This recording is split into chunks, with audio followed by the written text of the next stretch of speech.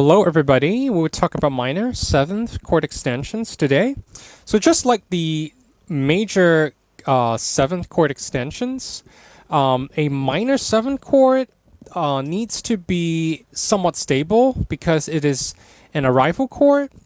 So we need it to at least be able to stand on its own, so it has to be stable enough. So we'll generally avoid really dissonant intervals, such as sharp flat 5 or sharp 9 flat 9. Okay. Let's take a look at the first extension. So C minor 9th. So again, C minor 7th here. These are considered the chord tones of C minor 7. And the 9th here is considered tension. So 1, 3, 5, 7, they're chord tones.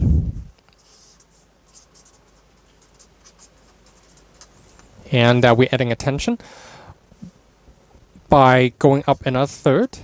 Okay, and the 9th is acceptable.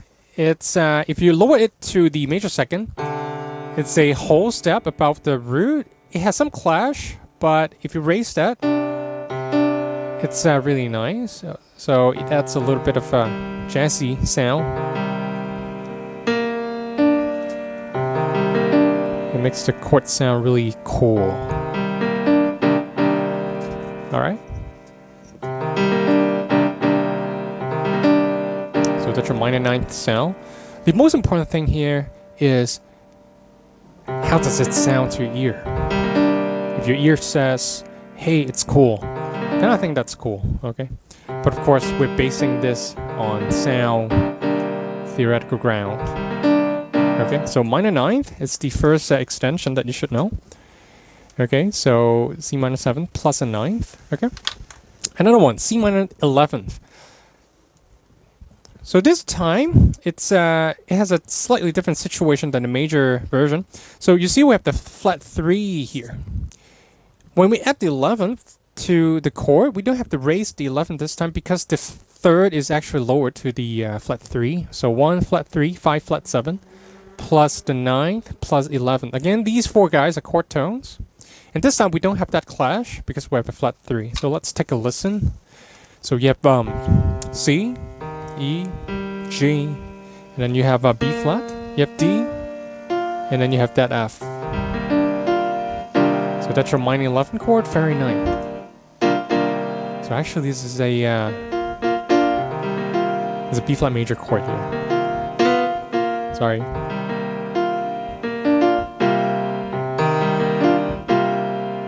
Okay.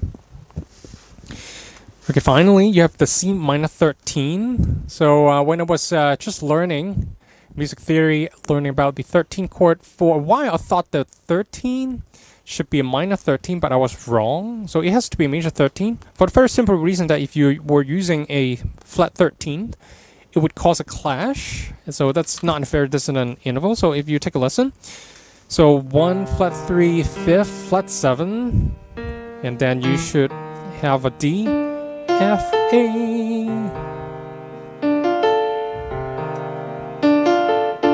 If you play the flat 13, that would sound something like this. So very dissonant, not very stable sounding. So the A note is adding a little bit of freshness to the chord. Okay, so that's your C minor 13. Okay, so I feel obligated to talk about C minor 6 chord too. So if you're looking for C minor 6 chord, it's a 1 flat 3 5th and major 6. Okay, so in the case of C minor, that would be C flat G A. Cool. So in the next video, we're gonna talk about minor 7 chord extensions with shell voicings. Okay, so I see you there.